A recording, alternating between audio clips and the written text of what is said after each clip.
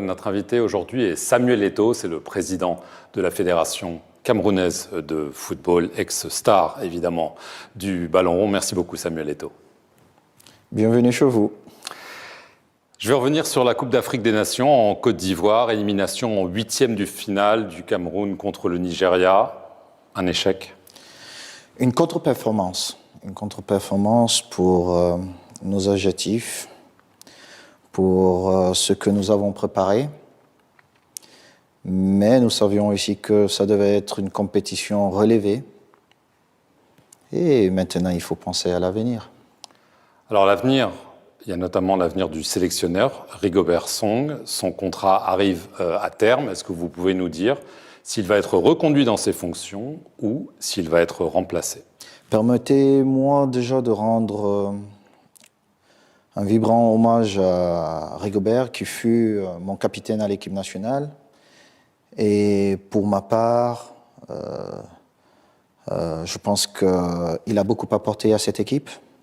Il a beaucoup apporté à cette équipe. Mais les lois du football étant ce qu'elles sont, on n'a pas atteint nos objectifs et notre comité exécutif et moi-même, nous ne nous voyons pas en train de reconduire leur contrat. J'ai eu l'occasion d'en discuter avec lui. J'ai donné nos positions. Et maintenant, il faut penser à l'avenir tout en lui souhaitant plein succès dans sa future carrière. Qui va choisir le prochain sélectionneur? Nous allons travailler sur plusieurs profils et nous allons envoyer, comme à l'accoutumée, au chef de l'État, parce que vous savez, chez nous, il faut l'avis et l'accord du chef de l'État, mais sur proposition de la Fédération camerounaise de football. Et c'est ce que nous allons faire. Nous allons proposer plusieurs profils et puis nous verrons. Un profil national ou international? Nous irons plutôt à l'international. En Europe? On verra bien. Un entraîneur avec de l'expérience en Afrique? Il est important qu'il ait de l'expérience en Afrique ou pas. Nous avons vu, et je dis d'ailleurs félicitations aux sélectionneurs ivoiriens qui n'avaient pas d'expérience à ce niveau, mais qui a mérité de gagner ce trophée. Un profil du type Hervé Renard, par exemple, vous sauriez? J'espère que Hervé serait intéressé à entraîner pour nous la meilleure équipe d'Afrique. Donc on est d'accord que là, la fédération va proposer plusieurs entraîneurs, mais que vous ne vous laisserez pas imposer un entraîneur que vous n'aurez pas choisi. Ce rôle est de la compétence de la fédération. Une polémique. Nous allons proposer, et puis nous espérons que parmi les 3 choix que nous apporterons, un des profils retiendra l'attention du premier sportif camerounais. On a beaucoup parlé du fait que vous auriez proposé votre démission après la Coupe d'Afrique des Nations. Est-ce que oui ou non, vous avez proposé de démissionner de la FECAFOOT, Samuel Eto'o? C'est exact. Mais il faut comprendre que pendant un moment donné, quand on essaie de travailler, et en plus on était en mi-mandat, on a eu un échec important ou une contre-performance, comme je le disais un peu plus tôt. Et il est bien de revenir vers ceux qui dirigent la fédération, parce que c'est mon comité, c'est mon board qui dirige la fédération, et poser sur la table la question de savoir est-ce que les choses sont en train d'être bien faites ou pas. D'où ma démission, et je suis plutôt heureux parce que j'ai eu la motion de soutien de tout mon board. Et on continue à travailler. Donc vous n'abandonnez pas, vous irez au terme de votre mandat? J'irai au terme de mon mandat parce que ceux qui m'accompagnent dans ce projet ont estimé qu'on était en train de bien faire des choses. Évidemment, on a connu quelques contre-performances, mais qu'il fallait continuer. Alors, je vais en revenir à la fois à la Coupe du Monde et à la CAN. Il y a un joueur qui a été sujet de polémique, le gardien de but, André Onana. Et on sait que pour des raisons déjà disciplinaires, il avait été mis de côté pendant la Coupe du Monde. On dit qu'il est revenu à la CAN un peu à la dernière minute, Beaucoup disent qu'il a été imposé peut-être par des personnalités politiques pour être dans l'équipe. Ça ne s'est pas très bien placé, il a été mis sur le banc. Et on a parlé notamment d'un clash avec vous. Est-ce que André Onana et vous, ça a été un gros souci pour le Cameroun à la CAN? Il ne s'agit pas d'André Onana ou de Samuel Eto'o. Il s'agit d'une institution et les joueurs. Les joueurs ont des droits et ils ont des devoirs. Est-ce que ça veut dire qu'André Onana n'a pas rempli ses devoirs? Est-ce qu'il y a eu des problèmes de comportement de sa part, de manque de respect peut-être? Je ne viendrai pas ici exposer un de mes joueurs. Vous savez, sinon je ne suis pas président. Sinon je ne suis pas président. Mais ce que je dis, et c'est valable pour tous ceux qui veulent jouer à l'équipe nationale du Cameroun, il faut qu'ils sachent qu'il y a une institution qui doit toujours rester au-dessus de tout le monde. Sinon, on n'a plus un cadre de vie, on n'a plus de règles. Donc il reste sélectionnable. Ce n'est pas à moi de décider, c'est au prochain sélectionneur. Alors, il y a eu beaucoup de polémiques ces derniers mois, Samuel Eto'o, autour de vous. Vous n'êtes pas exprimé, sans doute à dessein. Je ne pourrais pas toutes les résumer, mais disons qu'en août dernier, la Confédération africaine de football, la CAF, a ouvert une enquête sur vous pour des soupçons de comportement inapproprié. Alors, il y a toute une liste. On a parlé d'abus de pouvoir, de menaces physiques, de trucage de matchs sur la base d'enregistrements que vous auriez eu avec un de vos amis pour favoriser son club en parlant aux arbitres. Alors, est-ce que cette enquête de la CAF, est-ce que vous avez été interrogé? Est-ce qu'elle a toujours lieu? Et est-ce que ça vous inquiète? Écoutez, non seulement j'ai trouvé ça tellement léger, parce que je n'ai jamais été interrogé, figurez-vous. Je n'ai jamais été interrogé. Donc une enquête a été ouverte et on ne vous a pas posé de questions? On a fait un communiqué pour dire qu'une enquête était ouverte, mais je n'ai jamais été interrogé sur ce qu'on me reprochait. Et je suis allé plus loin parce que pendant plus de 22 ans, la seule chose que j'ai su faire, c'est de jouer au football. Et pour ceux qui ont suivi ma carrière, j'ai été un joueur qui a toujours respecté le fair play. Et ce n'est pas en devenant président que je vais changer cette attitude que j'ai eue. Je pense qu'on devient grand parce qu'on respecte les autres, même quand on perd, et surtout quand on perd.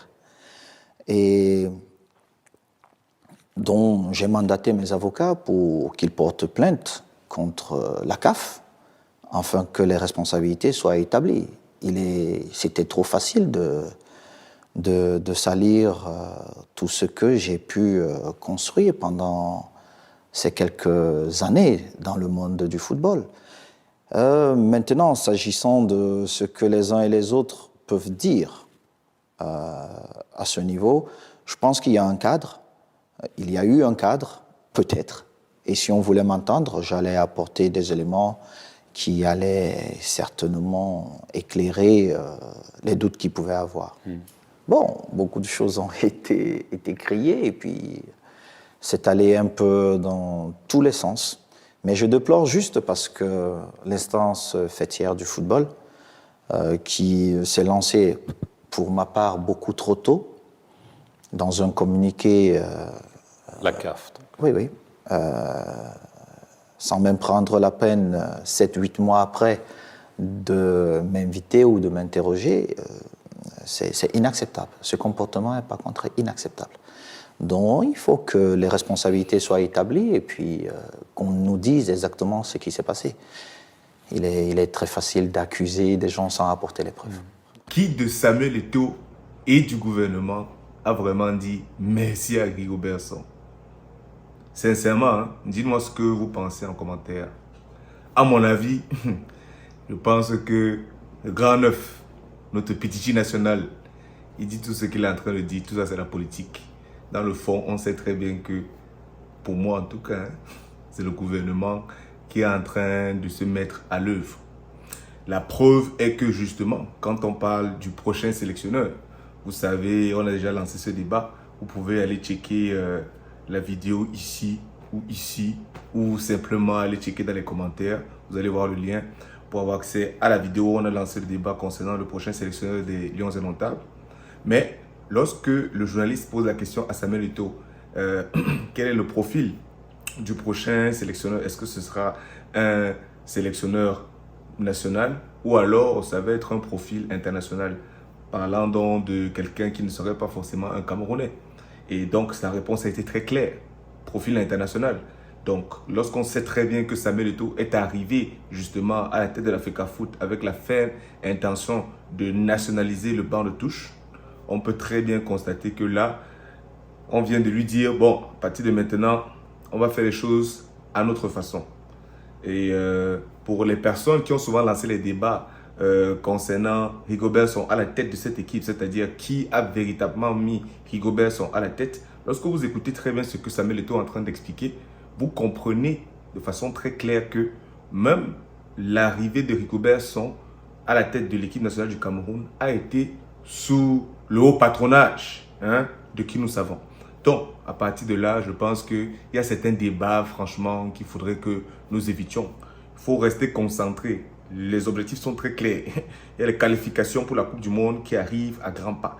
Derrière, ou pendant le même temps, il y a les qualifications pour la prochaine CAN. CAN 2025, Coupe du Monde 2026. Et si vous regardez très bien, surtout concernant la Coupe du Monde, la poule du Cameroun n'est pas facile. Dès le mois de juin, on est supposé affronter, les Lions indomptables vont affronter le Cap-Vert et ensuite l'Angola. Donc, nous tous, nous avons vu la dernière CAN, nous avons vu ces deux équipes à l'œuvre. Donc, vous comprenez que quand elles arrivent là, elles ne viennent pas en mode que on a peur. Actuellement, il y a même envie de dire que la panique est un peu dans le camp camerounais. Bon, soit dit en passant. Pour revenir, pour dire que concernant le sélectionneur des Lions indomptables, parce que là on est en plein dedans, parce qu'il faut donc un vrai coach. Pour moi, quand je dis vrai coach, c'est quelqu'un qui a un certain profil, n'est-ce pas? Et je vous pose dans la question, quels sont les critères de sélection qui doivent être, n'est-ce pas, mis en valeur pour la sélection de ce nouveau coach, afin que ce soit le meilleur candidat qui soit là. Et l'une des choses importantes pour moi, c'est quelqu'un qui ait une philosophie de jeu, qui soit capable justement d'implémenter justement la philosophie qu'il aurait dans le visuel, mais par-dessus tout, une personne avec un certain charisme, une certaine, comment je veux dire, capacité à pouvoir tenir tête à n'importe qui, dans son rôle bien entendu, c'est-à-dire que ce soit le président de l'Africafoot, que ce soit le ministre des Sports, qui que ce soit, vient lui parler, les affaires qu'on entend, tous ces problèmes de « oh non, qui a été sélectionné, pourquoi tel joueur, on ne veut plus entendre ça » et qu'il assume ses choix. Parce que naturellement, il n'y aura jamais aucune liste qui va mettre d'accord tout le monde. Ça aussi, il faut qu'on s'accorde. Parce que nous aussi, les Camerounais, des fois, on dérange. On sait. Bon, soit dit en passant, comme je disais, quels sont les critères? À mon avis, je viens de vous donner comme ça là, au moins deux critères. Premier critère, philosophie de jeu. Tu dois savoir parler foot. C'est-à-dire que lorsque tu arrives devant les journalistes, lorsqu'il y a des conférences de presse, nous attendons des réponses très claires à des questions très claires aussi qui sont posées. Oh, quelle est la formation avec laquelle le Cameroun va jouer? Quelle est la colonne vertébrale de ton équipe? Ça, c'est des questions qui, naturellement, ce n'est pas tout de suite. On va lui laisser le temps de travailler, mais je veux dire que en entrée, il faut qu'on puisse prendre quelqu'un qui sait parler foot, qui a un certain charisme, c'est-à-dire 2 et 3, qui, dans son charisme, soit capable d'assumer ses choix. Voilà. Il dit ce qu'il faut dire quand il faut le dire. Donc, Samuel Eto'o nous a parlé dans cette interview du fait que pour la sélection justement de ce coach, l'Africafoot va jouer son rôle qui est de faire des propositions. Si je ne me trompe pas, il a parlé de 3 propositions au gouvernement qui naturellement va prendre ses décisions. Bon, est-ce que quand vous regardez tout ce qui se passe, quand vous avez vu cette vidéo ou du moins cette sortie du président lors de son discours à la jeunesse, lorsque vous écoutez ce que le ministre des Sports a dit derrière, et quand vous voyez tout ce que nous tous on a vu, est-ce que vous pensez vraiment que les propositions de l'Africafoot vont véritablement être prises en considération? Moi, j'en sais rien. Je vous demande. Laissez-nous savoir ce que vous en pensez en commentaire. Il est aussi revenu sur sa fameuse démission. Et j'ai envie de dire qu'il a répondu aux questions sans véritable faux fuyant. Même si je pense que concernant ses explications, puisqu'il nous parle de la compétition et que, bon, d'après lui, quand il regardait, il se posait des questions si ils sont en train de partir dans la bonne direction ou pas. Donc, ça veut dire que tu reconnais quand même quelque part qu'il y a un certain bilan qui doit être fait. Donc, nous attendions qu'au-delà de tout ça, que voilà, le président de la fédération puisse dresser un bilan suite à la compétition avec froideur. Qui plus est, quand tu finis donc maintenant ton bilan, tu peux venir nous dire que oui, d'accord, potentiellement tu démissionnes et ton comité décide de te garder tout ça. Au moins, on aura vu aussi que bon, tu as aussi vraiment cette volonté. Donc, pour dire que on pourra dire ce qu'on veut dire, les détracteurs de Samuel Eto'o qui voudront tirer sur lui là-dessus, à bien des égards, ils ont quand même raison. On ne peut pas seulement défendre pour défendre. Dans sa communication, ou du moins le journaliste lui a posé la question concernant Onana, et je trouve que les gens qui ont l'habitude de le tirer sur Samuel Eto'o concernant sa communication, à ce niveau, je trouve qu'il a été plutôt très bon dans sa communication. C'est-à-dire qu'il a joué son rôle de président, protéger justement toutes les personnes qui travaillent avec, en collaboration ou sous lui, n'est-ce pas? Et en plus, ses joueurs. Donc, il a bien su manager ça comme il sait souvent le faire. Même si, quand on lui demande alors finalement, ok, est-ce qu'il est toujours sélectionnable, il nous dit que ça va être au prochain sélectionneur d'en décider, ce qui n'est pas faux. Mais nous savons très bien que si, je veux dire, il y a unanimité, que ce soit du point de vue du gouvernement comme du point de vue de la FECAFOOT, qu'il y a un joueur, peu importe qui c'est, qui serait trouble fait et qu'on ne veut plus voir, le sélectionneur là va arriver et vous allez lui notifier que telle personne on ne le veut pas. On sait très bien comment ça marche. Et ce n'est pas une chose qui est spécifique au Cameroun, c'est mondial. Ceux qui veulent commencer à vouloir discuter, on va simplement vous renvoyer sur le cas Benzema, simplement, en équipe nationale de France. Ça ne fait pas si longtemps que ça. Vous pouvez aller fouiller les informations. Donc, il a aussi parlé de l'enquête concernant l'enquête lancée par la CAF. Donc, s'il en parle, si on lui a posé la question et qu'il a dit ce qu'il a dit, ça veut dire que tout ça, ce sont des informations qui sont très clairement fondées. Je parle de l'enquête.